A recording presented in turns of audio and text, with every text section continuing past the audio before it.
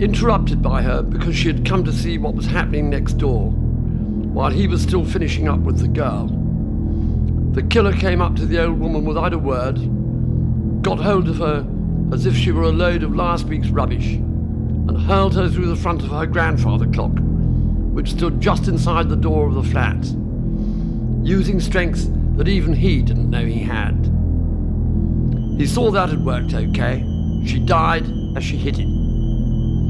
After the splintering crash that her body made, breaking the clock, the shocking sudden damage, the liquid slap of her head hitting the inside of the clock case, she sighed once, death's sister to a sob, and the sound, as she died with her head hidden inside the clock, outranked every other sound in the place. However, the killer heard nothing. He stood unaware for a good minute, absorbed, silent, and distorted with ecstasy, and by the excitement of the two murders he had just committed. He had a long, blank time to make up for, months, pitiless chains of days and nights of hideous iron struggle, of ruthless training and self-punishment. There had been nights when he had moaned and screamed out of his broken window into the night of College Hill, wondering if he would ever get into action again, his hands jammed round the black frames.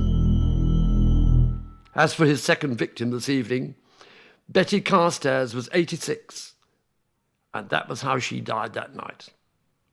She was to pass later, after the autopsy, through the diesel flames of a London cemetery in a recuperable coffin, a graven angel passing through a moment of fire, at a price arranged on the cheap by her great-nephew Valerian, who knew a few people, and who, having been through the flat with a mate of his directly we had finished, took such pickings from it as he could down to Chelsea in 2 of her suitcases and got pissed on the proceeds.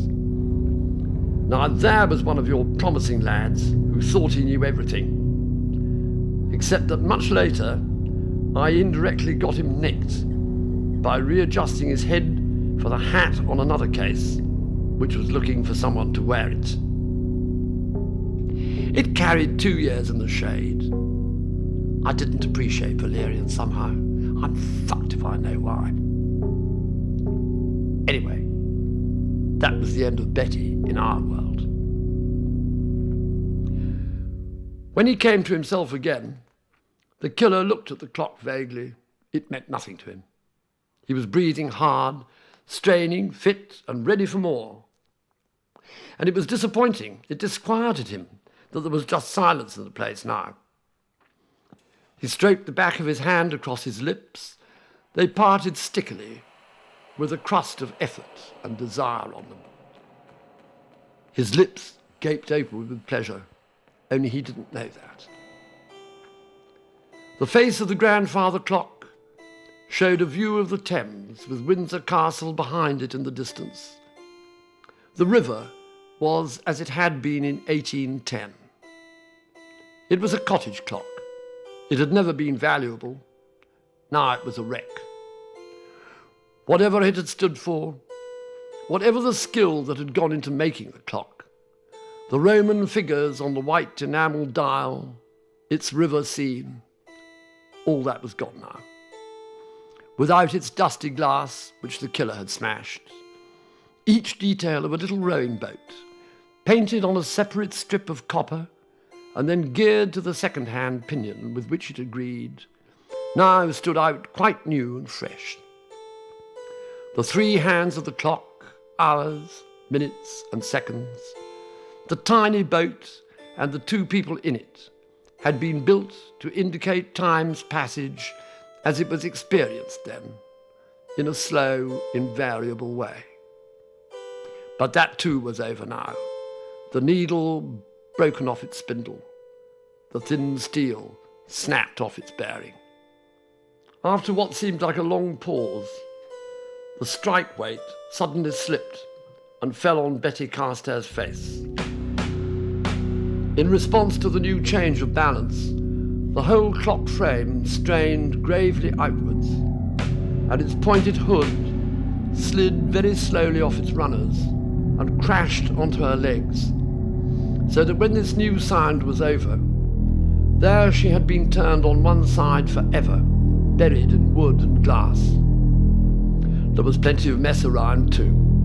There were the shards of her chamber pot, for instance, that she had been carrying to the bathroom when she heard the noise in the other room and looked in, that he had kicked out of her hand the second he killed her. There was also the smell. He held his nose, for if there was one thing the killer detested, it was the smell of anybody's piss but his own. There was her blood too. Everything that he had done resolved itself into abominable little details. For instance, in her ultimate spasm, she had half spat her top denture out through her lips, which lent her the smile of a lunatic criticising bad theatre. Now the killer cupped his hands round his mouth. It was cold in the flat, and he blew hard on his fingers. He half noticed his lips, for which he had a passion, in a gilt mirror, and was fully pleased to see that they were as thick and red as ever, ready to draw any woman. Only his hands dissatisfied him, for in spite of his gloves, which he peeled off for a moment, the palms were marked from the drain pipe he had scaled. They were dry and rust-coloured, and that was a detail that clashed. He put the gloves back on. "It's bloody freezing in here," he shrieked. "There's sod all heat on in this bleeding barracks. Fuck this for a lark." He pointed a long, loose finger upwards and shook it at the place as though it had threatened to fight back. But already the second's pleasure he had had of handling the interfering old git was over. So she was weighed off, wasn't she? And who gave a fucking green banana? The mistake the little beldame had made was stick her stupid face round the sitting-room door to see what the noise was about while he was finishing the girl up. He wouldn't even have known she existed otherwise. But she'd seen too much. It was logic. He couldn't afford to let Granny live. And anyway, he hated being interrupted when he was intent on a piece of work. So it added up to the old cow having to go. "It's time you were off for yourself," he said out loud. His voice bounced back at him like a scream off the wall. Still, talk of screaming. The girl had started by half screaming her fucking head off, silly little tart. But then she had always been one to kick the milk over, no matter what, he remembered, and good riddance to her. But underneath, what he was really trying to ask himself was whether he could get through his present situation. He knew he had to launder it somehow now, so that he could get out clean. But although he knew what get out was, he didn't know what clean meant, so that he had some kind of a problem for a minute. He had no conception whatever of the term guilt. He just obeyed his power, the impulses. He didn't know how to frame these impulses in language at all, but just automatically marched when the impulses said to do it. And it was this improbability that turned him into a wild card hidden in the social pack that, of course, made him so vastly dangerous. He turned silently on ultra-thin soles. He had put on a thin pair of brand-new racing pumps for the job. Thinking of women in any way at all transferred him immediately to a vital, if ill-defined level in himself, and filled him with the instant desire to punish himself by wanking. He stroked inquiringly at his cock, which still hurt after the last time. But recently, while he'd been in training, he had been damaging it more subtly, because he didn't want this cheeky, because apparently independent of him, and self-important other little self of his to clack on him now. Rather, he was going to murder it slowly, and the way he was now appearing, but only like an interrogating copper appearing to give it a bit of margin, meant that the suspect would soon have plenty of mileage in it again, and then it would have to go on trying to give an account of itself as it had always had to. He touched it, found it was bleeding, and abandoned it temporarily, putting it back into his sports trousers. Then he walked back into the room where the girl's body was. He leaned against the door jamb of this room, his black hair making an intense splash against the dead yellow wall. From there, he surveyed his principal work, taking no more than a quick look in the mirror to admire his sated eyes, which, he had to admit to himself, though he went through the solemn, absurd ritual of asking himself if it were true, looked pretty terrific. He never realized the truth about his eyes because he was accustomed to believe that their dominating gaze was unique. Objectively, though, they were not in the least as he conceived them. Far from it. Far from being attractive, as he was convinced they were. They struck others as eyes that had perished violently centuries ago. And there was also some form of lacquer over them that lent them the expressionless look that you see in the eyes of the dead. He whispered, looking down at what he had done, "I could have been a lot neater than that, matey. Really a lot neater." There was no one there to answer him, of course. And yet, there was again no question but that he was dead right. Mind, the place had looked bad enough anyway already, even before he had erupted into it. The high, icy old room he stood in had already been reduced by neglect and the losing struggles of its occupants, to the point where it was now just a decayed, filthy relic of mouldering plaster, the wallpaper sliding towards the floor in the damp. In fact, it was so wet in there that the killer's breath emerged as fog and hung motionless in the jaundiced air until in the end it rolled slowly away from him towards the wall like bad jokes emerging out of the mouth of a cartoon character. 2 grubby beds with plates and the remains of food on them stood 18 inches apart, each under an Indian counterpane worked in red tapestry and adorned with small glass discs sewn in. And it was in the gap between these beds, on a square of greasy carpet, that he had felled Suarez. She lay with the left side of her head half split off, and her left breast, severed from the rib cage, had slithered out of the front of her low-cut dress and lay not far from her, partly in her blood, partly inside its bra. "Yeah, well now that was a real carve-up, wasn't it?" the killer screamed. "A right royal fucking shambles. You could have done better than that, my friend, and unbelievably a whole lot better, couldn't you, you fucking amateur?" Yes, well he could have. Only he had totally done his pieces when she put out a hand to reason with him. She started to say, "I love you anyway," but the mere mention of that word, compared to his intentions, sickened him, so that he had impatiently cut into the arm extended to him at its shoulder with the edge of his axe. At times he still listened with the keen pleasure of a music lover to the steel grinding through wet red bone. But where he had gone wrong was that the wound made her hoot and howl, of course, and so made it that much more difficult for him to get her into the position where he wanted her for his main stroke. And besides, it made blood too soon, just when, like any lover, he wanted to take his time and move slowly towards his climax.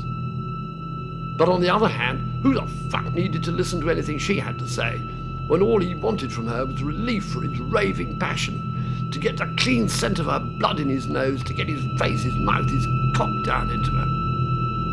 And so, overexcited by her terror and her pitiful efforts to avoid him, he had let the short, serviceable fireman's axe he had turn in his hand, which was sweating because of his fury and excitement, so giving the girl that fraction of time to pivot as the blade came for her.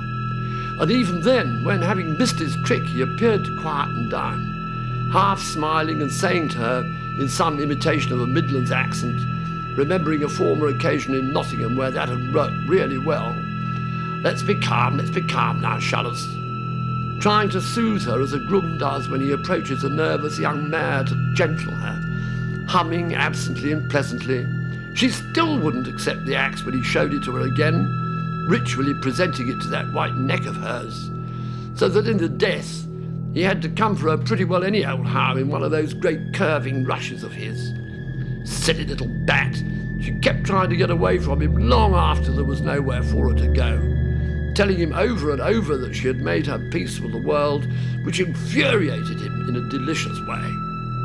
And yet all he achieved by the panic he had caused in her was make her trip over one of the trailing sheets between the two beds, which created a prize cock-up, because all she did then was fall with a thud on the floor, and a bit later, even when she did finally manage to get up again, she had by then got her stupid little head in totally the wrong position for him, so that instead of his being able to take it clean off, bag up and leave, he somehow got in a fluster. And now look at the fucking place, a shambles, shit order.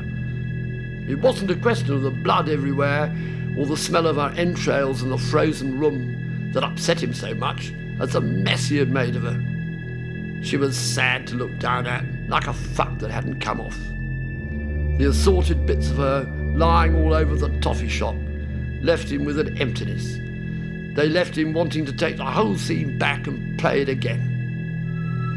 He'd be punishing himself for this, of course. Still, in the meantime, he got jerked off over her all right in the end, though just the same, even though he nearly bit his bottom lip off doing it. The pain he was in down there, the state it was all in, didn't make it easy. However, he'd been pretty sure he would manage to come for her all right, making her in the end all right, the minute he slammed the door behind him at College Hill, hoisted his bag onto his shoulder, and started slamming his feet passionately down to the side circular road. Yes, of course, coming had been painful for him, but just look down now and see what had happened. It had been bloody hard work, and he had had to bend double over her, racing away at the meat. But when the sweet relief did come, you could see where he had literally sprayed all over her. Sweet Christ, what power he still had. And then what about that bit after his first go at her, when his axe had simply smacked into her right arm just like that, like almost casual, and she had burst out crying and bleeding, holding back from him like a little bride, while she clung to her bright wound that had already aroused and excited him like a pig. And then they had both danced swiftly around, almost like lovers, backwards and forwards, barging into the furniture and things. He felt quite simply exalted, so that he just could not help himself getting down to her on the floor again and licking her blood again just once more, peering into her wounds, which he opened gently with his fingers to see where his semen had gone and how he and she mixed, murmuring love words to her because she was still alive. Then, when he had finally had enough, he pulled her up to him with her bleeding face to his and told her, "I'm ready now, Dora. This is it, love." And he cut her straight across the throat with the wrong blunt edge of the axe as she held onto her bad arm like a bad swimmer hanging onto the lip of a pool. And he gazed at the stains of his sperm on the skirt of her new dress as he did it to her. Then, after she had died, he had an idle go at decapitating her. But because she could no longer react, the game bored him straight away. Presently, though, there arrived his detached interest. Didn't these people make an extraordinary noise when you did it to them just? Jesus, yes, that was yet another snap for the old souvenirs. He had really conquered tonight. It was more like a gargling squawk they made than a scream, really. And then there was a short noise like a kind of gasp they made as the throat parted in smiling, pouring lips. The noise was like when his dad used to do it to a chicken, only a great deal louder. Well, now the killer felt impelled to leave. Not on safety grounds, but because he wanted to preserve the precious afterglow of his rich dinner and take its savoury memory back out into the cold with him. And yet, that was the very minute when his vast banquet suddenly turned sour on him. It was just as he had made up his mind to go, that the great rich meal he had indulged in, its ponderous, heavy, bloody sauces, suddenly rose and boiled in his gut, bringing his stomach heaving up into his mouth. He managed to get to the jacks and spew out most of what he had just supped on. And then when he got back, he found that there was nothing left to gloat over but the revolting litter of an abandoned feast. All at once, it was clearing up time. The scent of the girl's blood had lost its bouquet, its spicy, fresh fragrance, and all of her, which through fullness he had not been able to enjoy of her, lay congealing on the floor, her blood now smelling sharp and acid like stale wine. Her sprawling limbs admitted only one image. They were what they could only be, joints of chilling, upset meat, and her blood-stained grin, the fixed yet slack absence of her dark eyes, were the worst of all sentences, the one that condemned a killer by looking past him. Yes, something had gone wrong this time. Now the place chilled him. It had acquired an intensity of its own.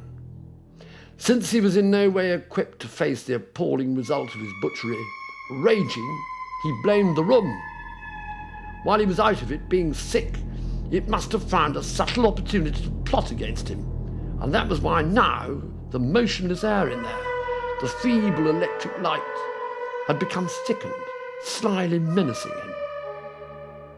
That was also why the various smells in there, recalling cold food, gas and green peas all together, the sweetish stench of the old woman's underwear, combined to bring the frightful scenario back into his throat again, so that he instantly found more vomit on his tongue.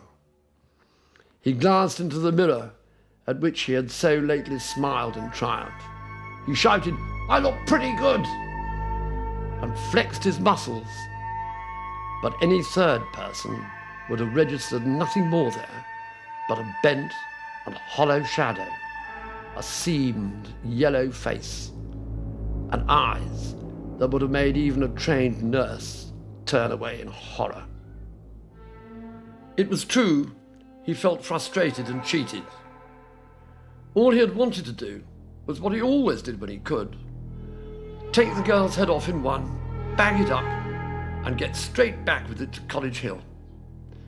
There he would have put it on the floor on a dinner plate facing him, just as he had done with the others, so that she could watch him while he punished himself. He would have kept her there as he went into training for as long as possible. But it was always the same in the end, of course.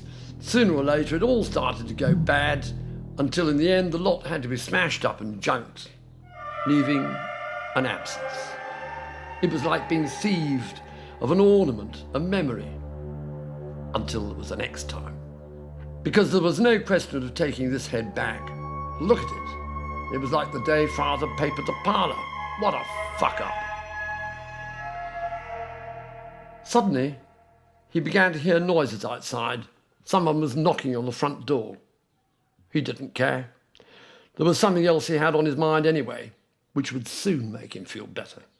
Still, he rapidly picked up his old sports bag, slung its handles round his neck, raised the bottom sash of the kitchen window, and dropped out onto the drain pipe that he had come up by. When he got back to College Hill, he tore up the back wall of the burnt-out factory he squatted in by the fire escape and slipped through the glassless window. He wasn't even out of breath. He went straight to his corner where his jute sack lay, stripped bollock naked, and lay down on the cement, using his sports sack as a pillow. There was no light or water in the place, but that didn't matter. He wasn't civilized. He very seldom needed water, and what he loathed above all was light. Where he could fold into himself and stay suspended like a bat during such little ease as he knew was in the dark, and there was plenty of that in there. Only a far-off streetlight diffused some orange glow through the fog, 100 yards away, where Lovelock Road joined College Hill, and the set of traffic lights there snapped regularly on and off. Yes, the squat would do until the council meddlers came round for a shufti, but that wouldn't be tomorrow. It would do him for a time. He no longer consciously remembered the two women as he prepared to sleep. Training would begin when it got light at 7. Punishment, tomorrow evening. He closed his eyes. He dreamt he was by the sea. There was no sky. The colour of the sea was brown, and as well as the waves rolling in frowning lines towards the beach, brains tumbled about in the slow breakers, seamed with red threads. The dream did not disturb him, but he woke on his damp and freezing floor because the punishment he had inflicted on himself going down the drain pipe at Empire Gate had made the shreds of his penis bleed again, and he had awoken because he was in pain. He slipped his knickers off. Holding them close to his face, he handled them loosely for a moment with an absent expression, then suddenly buried his nose in them, his dark eyes huge, his face monstrous with the wisdom of evil. As well as the blood and the seepage from last night's ejaculation, he had shit himself lavishly in his sleep, a sloppy yellow liquid.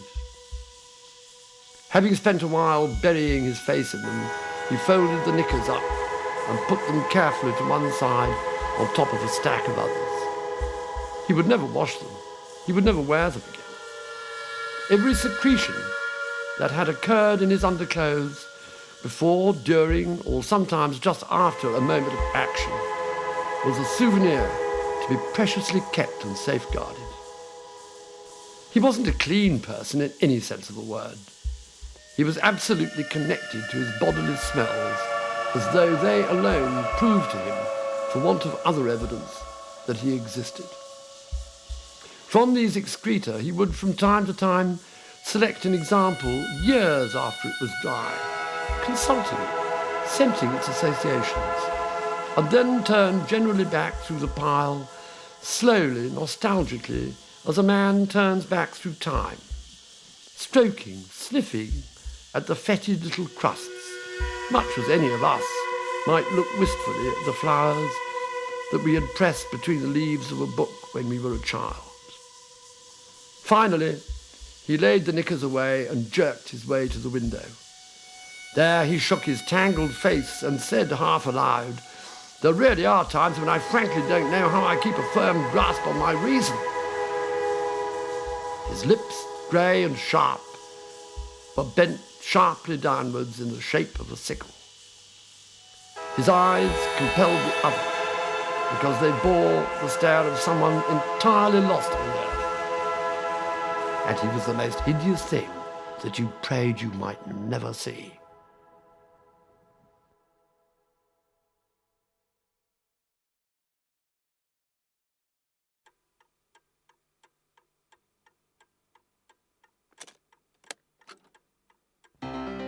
I got a can of beer out of the fridge, stripped it open, and sat down at the kitchen table with its chrome legs and bitter blue formica surface.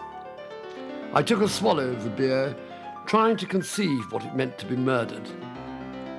I tried to imagine Carstairs and Suarez's terror at the killer's sudden eruption into the flat on Saturday night, until in the end, for an instant, I became Suarez physically as the killer came for her, and felt as paralysed as she did as the axe bit into her arm at the swinging finish of its parabola. Phone rang again.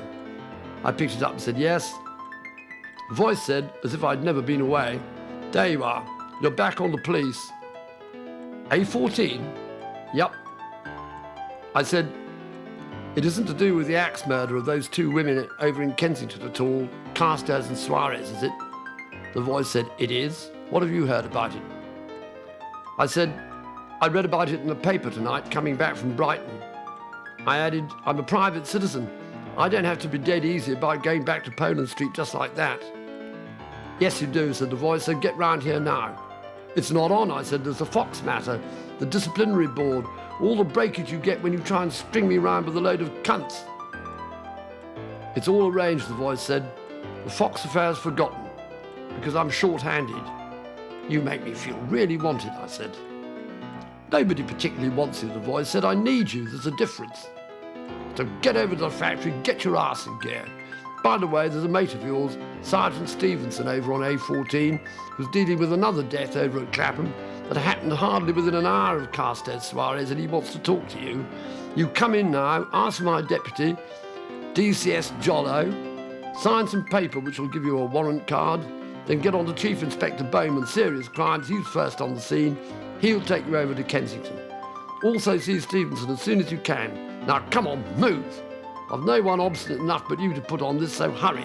I'm having my wig twisted over this one from upstairs. Why is that? I said. You put your questions to the dead, the voice said. No point your putting them to me. It rang off.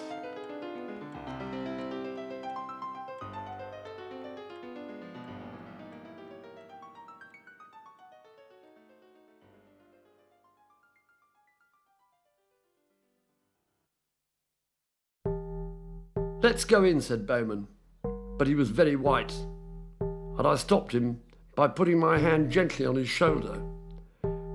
And the gesture felt strange, made towards someone I normally so intensely disliked. No, I said, stay where you are. There was no putting the moment off, so I walked forward into the dark yellow room where the girl lay. As I pushed the door slowly wider open, I saw a few fingers of blood that lay drying on the mat. In the dark February light, they looked black, as did the red smears on the scaling yellow edge of the door and the jamb. And I was so chilled by what I saw that I found myself behaving like someone in a bad dream, so that I felt glided, propelled rather than walking normally, over to where the girl lay between the two beds. The smell of her entrails was already very noticeable, but after a time I bent and touched the pool of blood nearest her. It was already cold, with scabs forming on it due to the low winter temperature. Underneath it was sticky, oily. The blood lay on the uncarpeted parts of the floor, soaking into the planks. It lay in blots on the bedding, on the furniture, shattered by poverty, on the walls, with thicker lumps and gobs stuck to surfaces here and there. As I pursued my examination, I discovered that the murderer had licked and eaten small pieces of her. He had also ejaculated against the top of her right thigh. Something over by the boarded-up fireplace attracted my attention, and I walked over to find a small curl of blackish shit lying there. Bowman came over and we stood looking down at this hard little turd. Bowman said, "Why do so many of them feel they have to do that?" "It's egoism and overexcitement," I said. "It's part of a very complicated way of getting your rocks off. It's also like someone illiterate signing some document with an X." He stirred the stool with the tip of his Regent Street boot. "What chance do you think you've got catching him?" I said. "I'll get him." "We think so too," said Bowman. "But don't think we're going to do you any out-of-the-way favours." I said, "I'll find my own way of getting any help I need."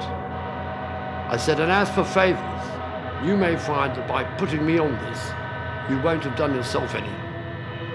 I added, "Just fuck off now, Charlie, will you? I want to be on my own." "Watch your tone, Sergeant." I said, "It's my case. Go outside. I want to be alone with her." When he had gone, I got down on my knees beside Dora's body and at once felt close to her, but also separated from her by a distance that I had no means to describe. She was very slender and wore the bloody remains of a new dress. It was pink and white with dark flowers on it. Its skirt just covered her knees. At first, as I looked at her legs lying folded under her, it seemed to me that her body from her thighs down to her feet was swollen, too heavy in relation to the rest of her, that her dark head, slight shoulders were too elegant for them. But then I realized that that was how, propped up against the bed, she had drained. The law of gravity had filled her like that with her blood, like a sausage with meat, and that was how death had left her. It was a long time before I could make myself look closely into her ruined face. with the terrible hacks, gashes, bruising, and broken bone on its bad side. I wouldn't do it until I was alone. And yet, to be alone with her was really worse to begin with, because I was afraid that I might get so far out of touch by looking at her that I might never get back. I was as frightened to look at her as I would be to drown. And yet, I found, far from being afraid when I did look into her face, that I was in tears. The good side of it, except for one smear of blood down her cheek, was intact. The axe had struck her across and then down the face, the bad side. Her eyes were not damaged. They were black, ironic, and three-quarters open. Blind almonds turned in towards the corner of the high ceiling with the sly pointlessness of the dead. Presently, I got out my flashlight and shone it over her, because the place where she had collapsed and died between the beds was so dark, and the old white light shade overhead, thick with dust, was wrongly placed to shed enough light on her. In the glare of the torchlight, her indifferent eyes glittered coldly past me. On these eyes, the dust of our great capital was already beginning to settle. She was still a very beautiful girl for a few more hours yet, as long as you looked at the untouched part of her, for she was only newly dead. Only her brow, drawn in the stiff frown of terror, spoilt her expression, and her lips were unnatural. They were slightly but slackly parted to show her teeth, as though she was finally bored of some argument. Death had already been at work, drawing shades across her cheeks, up to the widow's peak of her black hair. But the saddest thing to me, because it was totally incongruous, was the outflung gesture of her unhurt arm, which seemed to be waving to everyone in the world, telling them not to be afraid but follow her. And it was only when I touched her back and felt the arch of her spine impossibly bent against the side of the bed that I saw how, in her last abominable agony, the poor darling had wanted to try and stand up again, to escape death for just 1 second more, so that she could explain everything that she was so suddenly having to leave. A short way from her, 3 feet from the beds, stood a low table which had not been overturned in the struggle. On it lay a magazine open at a travel agent's advertisement offering cut-price charter flights to Hawaii. I felt it was the last dream of escape that Dora had had before she died, and as I read it, I felt her whole presence, a vast sorrow, concentrated on the double-page spread. In the bright photograph, palm trees arched outwards, their fronds racing seaward in the wind, reaching for the brilliant waves. Just under the trees, a young couple stood staring out across miles of empty beach of the Pacific, which receded so far that it finally vanished into the coupon that you had to send off now to qualify for the reduction that was valid till the 1st of July only. It was then, and only then, that I understood what it really meant, the feeling of people's rightful fury and despair. And it came together with my desire to bend over Suarez and whisper, "It's all right, darling, don't worry. Everything will be all right. I'm here now. It'll be all right now." And a feeling was so strong in me that I knelt and kissed her short black hair, which still smelt of the apple-flavoured shampoo she had washed it with just last night. Only now the hair was rank, matted with blood, stiff and cold. I went out to the squad car, parked across the street, and said to the driver, "Get through on the radio and tell them they can come for the bodies now." Bowman was bent over double at the back of the car. "What's the matter with you?" he said. "Ulcer plague."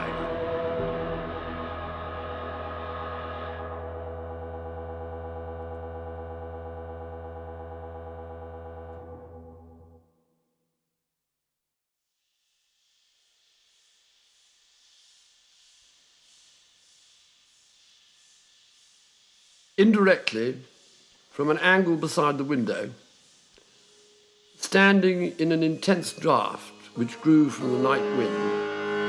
The killer had come back to stand again and stared down at the gulf, which was his wings of a dove. But it was growing steadily less visible in the sparse street lights of College Hill and the massing dark.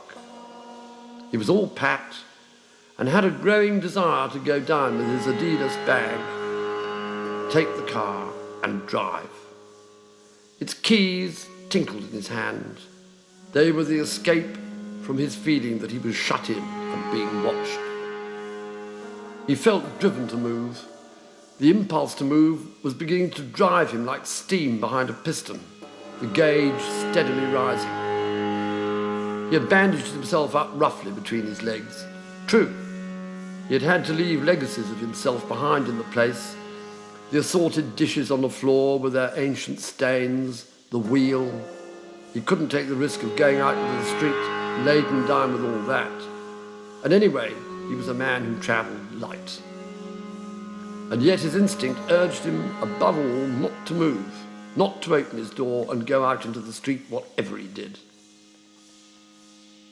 A peculiar lassitude, a sadness began to take charge of him now, as he stood with his face leaning against a corner of masonry by the window, and a growing certainty that he had stolen the car for nothing. Some voice told him that he would never get the chance to use it. Lost between counterstorms of rage and fear, he bellowed aloud at this invading anguish which was quite new to him. He had never before been forced into conscious knowledge of his own hopelessness.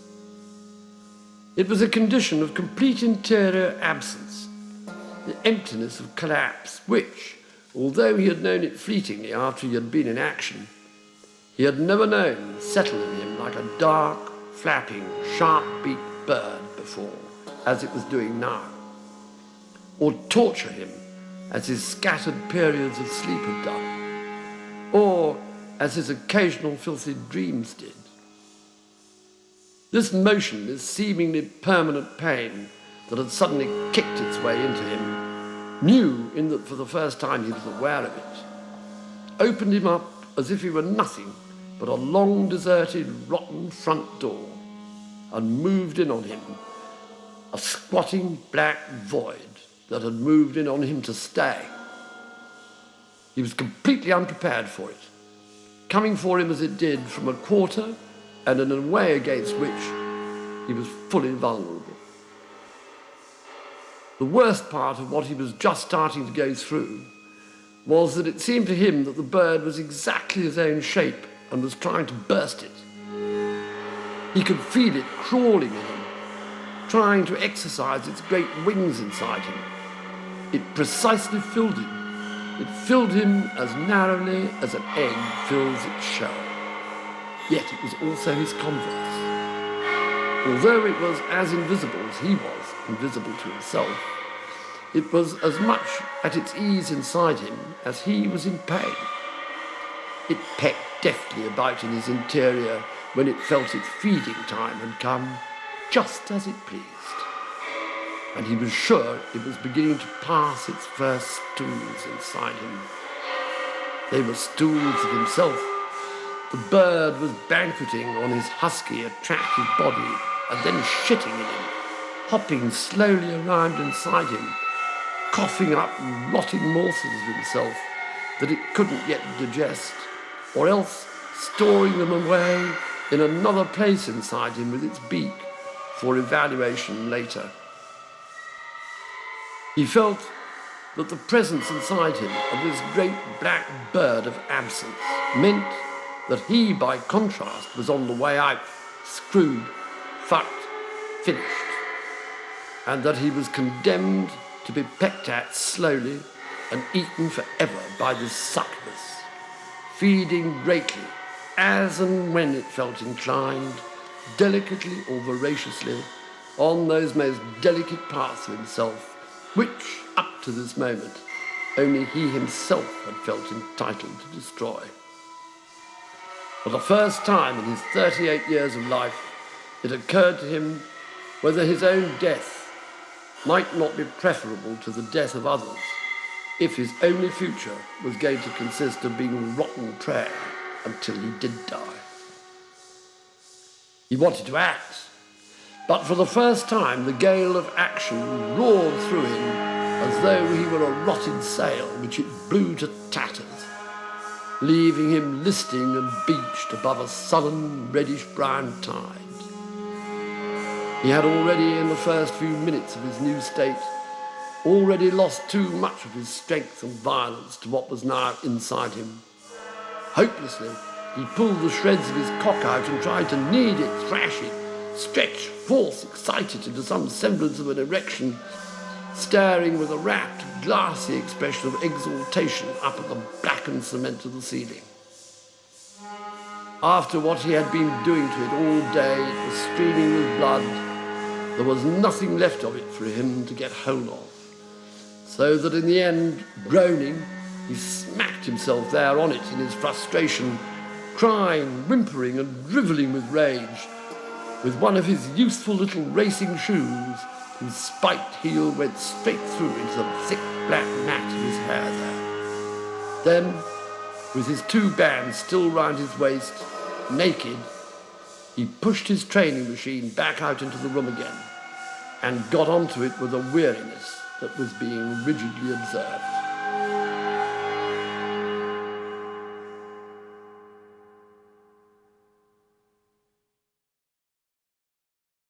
If you want to deal with evil, you must live with it and know it. In my work, you have no chance at all of beating what you don't know, whose language you can't speak. The margin is very tight, and the risk of being corrupted, accordingly, very near. I loved Dora, not only because I found her beautiful for me, but also because I felt so ashamed that we should have allowed her to fall. And so I was sure that in human law, by going up to the killer now, I was at least acting as the shield that she should have had. I even felt that I was perhaps taking a step towards that time when others like her would be protected from the death that she and Betty Carstairs had suffered. For the span of my own lifetime, I would always arrive too late. But I felt I must try to look forward to a day when that would all be altered, so that we would no longer only be able to obtain justice for people after they were dead. I know that if it were for me ever to command anything, I would have a centre where people frightened for their lives could come and be most seriously listened to, their fears sifted, analysed and acted upon, and not just be told to fuck off and stop wasting police time. There was a door, a heavy steel one, that had once, before the fire, given access to the factory building on the high platform at the delivery bay end, which had been barred across, and yet still presented no problem, since the door had been half torn out of the cement wall and lay sprawling on its lower hinges. I checked my pistol before I went in and then jammed it between my belly and waistband, just in front of my right hip, pushing the right-hand end of my jacket into the back of my belt so that there would be nothing between the weapon and my hand. I felt very afraid. By a blink of my flashlight, I saw that although the staircase ahead of me, rising behind the lorry weighbridge by the side of the glassed-in dispatch manager's office, was blackened by fire, it was built of cement and intact. A cat shrieked on a minor note and flew towards the shattered jacks, and I started up the stairs, not slowly, but listening. Through the twisted window frames between the floors, the city glowed blue and orange and made a sound like a gagged man trying to speak. But inside me, Dora was saying to me all over again from out of her exercise book from Empire Gate, "When I was little, about 8 or 9, my father took us back to Spain, and I left my parents and wandered until I found myself in a deep abandoned garden down between rocks, where olive trees still managed to grow. There was a thin stream which bubbled up from underground into a pool hardly bigger than a hand mirror. And there I leaned on my arms against its edge and stared into it, wondering what was going to become of me. I never forgot that moment, I think because my experience happened in that country, whose race I am partly from. I climbed another floor, and at an angle of the blackened stairs, her lost voice rang inside me for the first time, high and clear, but imprecise, yet as if she were trying to thank me, reach out for me to help me and be helped. I felt sure she was glad I had heard her, and I whispered, "Dora, look after me." Whereupon, I felt her smile pass straight through me, and knew that she was released forever from this earth, and that I would come through all right too, because of her.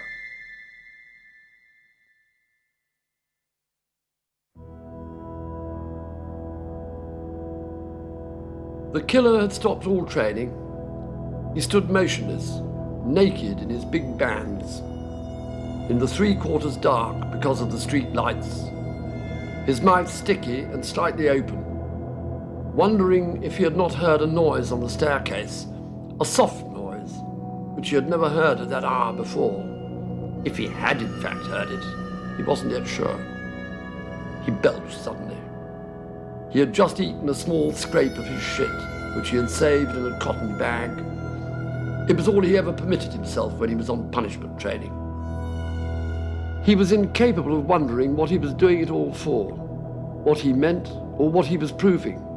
Apart, of course, from the straight excellence of his bones, his limbs, his curly hair, his superb physique trained to an ounce.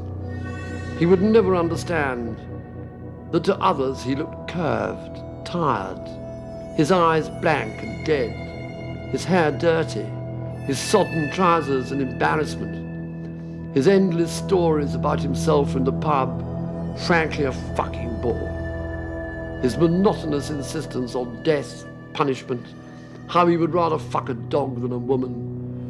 Not really what most folk wanted to listen to when they came down to the boozer for a couple of jars. But the killer, listening to the stairs, did suddenly feel tired, as well as, after his final stretch on the wheel, in pain. For now, casually, uninvited, this terrible bird had now come to nest and exist in him. It was now even darker, more insolently at home than himself than it had been at first, and behaved in him, in every realm of him, in a provocative and deliberate manner, turning and hopping round more and more noisily and aggressively inside him, arranging its greasy, poisonous wings with their green and scarlet sheen as it pleased with its predatory beak, suiting itself boldly to his interior. Its presence created this new exhaustion in him, draining his strength, agility, and beauty. Shocked, he waited in terror, facing the door, while the bird did its own thing inside him, independent. Even with a quick hammer in his hand, he had a chill, muddy certainty in himself that if anything was going to happen, this time he wasn't going to make it. He had felt himself being invisibly watched all day, and although he insisted to himself that he was as fast, fit, trim, and well as ever he had been, inside he felt that with half his natural purpose, the one between his legs, destroyed, he might be going to fall and die. Earlier, I had thought, how could Suarez and the killer between them ever have known what love was? But she explained it for me in what she had written to him on a paper serviette that I found in her box at Empire Gate. "You always drew me to you in spite of everything. I know we can help each other." But all the killer remembered from time to time was the crisp smack of his axe, severing her arm at the shoulder when she sought to reason with him. When I got up to the killer's floor, I saw, well before I had reached it, that his door, some 7 feet above me, was open, a pale square in the blackness lit by the city beyond. I made sure that the gun was loose, easy in my waist, and just how I wanted it. Then I walked up the rest of the stairs. When the killer spoke from somewhere inside the dark room, saying he was armed, I said, "I am a police officer and I have a warrant for your arrest, so whatever you're holding in the way of firearms, drop it." "It doesn't work like that with me at all," said the killer, and fired at where he thought I was. It certainly wasn't one of those pistols you drill defaulting gamblers with across a coffee table. The bullet was a huge one. It flattened itself into an iron stair rail just behind me. Bits that were left of it whined off into the darkness of the silent floor above and did a lot of damage to glass and plaster that had already been ruined. Stuff fell, rang, showered and tinkled downwards till it hit the ground floor. I didn't draw my own gun, but just went straight into the place. I was in a state where I found I didn't care. I said to the killer, "Do you make me?" "I make you." "Well, in that case," I said, "you can see I'm armed." I cocked the pistol and said, as if introducing two people at a party, "This is a Smith & Wesson 38. He said, "Are you a police officer?" I said, "The way you're placed now, it makes no difference to you who I am. I'm here." "Why?" "Suarez," I said. "Carstairs." "What are you going to do about them?" he said, aiming at me in the blackness. "I'm going to kill you," I said. "Now either drop that stupid gun you've got, or else fire it." Go on, I shouted. "Let's see who's fastest, fuck you." He aimed at me, hesitated, and then turned half aside. "All right," I said. "If you're not going to fire it, throw the fucking thing on the floor. Come on, I haven't got all night." He dropped the quick hammer on the floor. "I loved Dora," he said. "I couldn't let her alone." He added with a hint of shy pride, "She loved me too, of course." "I know," I said. "I saw the proof of that in the morgue. Don't let's go into it." I went up closer to him. For the first time I noticed how both he and the place stank. "What are these dishes doing on the floor here?" I said. He said, "There's no secret. I stood their heads on them, so they could watch me while I punished myself." "How many?" I said. 10, 12 maybe, I'm not sure. "What happened to the heads when they finally got tired watching you?" I asked him. "Yeah, well, you know how it is," he said. "Confidentially speaking, they started to smell so bad I had to junk them in the desk. Pity, but there you are." "Let's have judge, jury and accused all on a friendlier basis here," I remarked. "We're all in the same room, so let's chat for a minute before any action's taken." He didn't seem to mind. He just said, "Excuse me if I hold my balls in for a moment. I'm bleeding there rather hard." I took no notice of him. I was poking about in a heap of dirty rags in my gun barrel. Finally I said, "What are all these filthy old knickers doing here?" He said, "They're my souvenirs, you know, like a photograph album kind of thing. I like to sniff them and so on. Sometimes when I'm in the mood, I sort through them at times. Kind of remind me of things that are over." "You should have gone for treatment," I said, "but it's too late now." I added sharply, "Get up." The killer had gone to sit down on the rags he had for a bed. There he had splayed his thighs apart and stroked away the blood from the crotch of his grey jogging trousers with his finger ends, sniffing it, considering it, even licking it from them. But the dull light still caught the quick hammer, which lay too near him for me. I said to him again, louder, I said, "Get up." He moved with the speed of a snake for the quick hammer. I aimed at his heart and said, "Forget it, you can't win." "Aren't you afraid I'm going to let you have dum-dum number 2? "No," I said, "I'm not. Now, get up." When he was on his feet, I said, "Now pick up that gun of yours. Go on, pick it up." "Why?" he said. I said, "Don't ask questions. Do as you're told." Picked the gun up and I said, "Now I want you to hold that gun very tight." Once he was doing that, I said, "Now you could fire that at me if you like, couldn't you?" I said, "You'd be dead before you take the first pressure, but you could still have a sporting go." He didn't say anything, so I said, "Now here's a second chance. Are you going to try and kill me with that or not?" He said, "No." The Because you're frightened too? He said, no. All right then, I said, well in that case, you can put the gun down now if you want to. Throw it away into any old corner. That's right, away you go. So he threw it away. It made an appalling clatter on the concrete floor by contrast to our quiet voices and the black, silent room. All right then, he said, now what? I said, right, now move over to by that window there where I can see to get a shot. He moved over. One thing. You asking for favours? 2. He said, first, don't look at my privates. All right, I said, if that's your will, strip with your back to me, then I'll throw these smart new cycling shoes of yours over to you and you can cover yourself with them. Just simply string them on that band you're wearing on your lower belly there.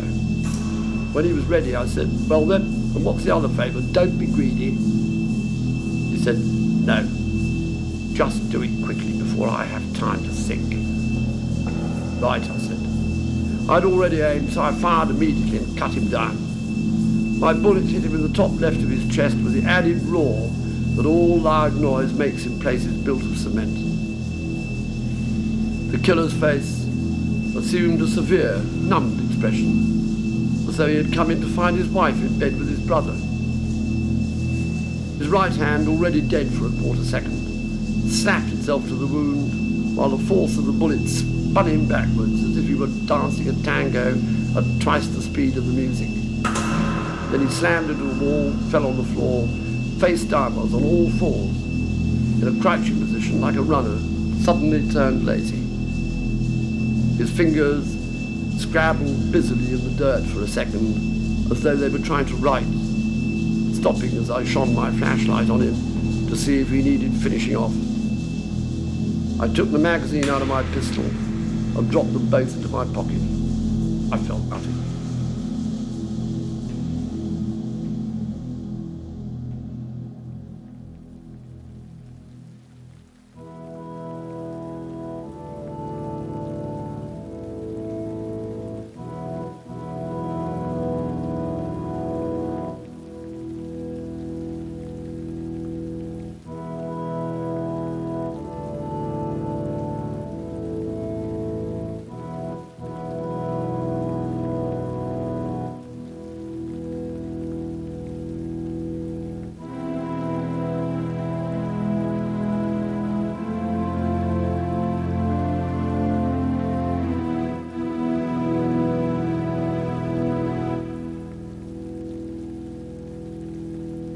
It was dawn on March the 1st, a season of storms, and there was a near hurricane blowing in from the east up the Thames.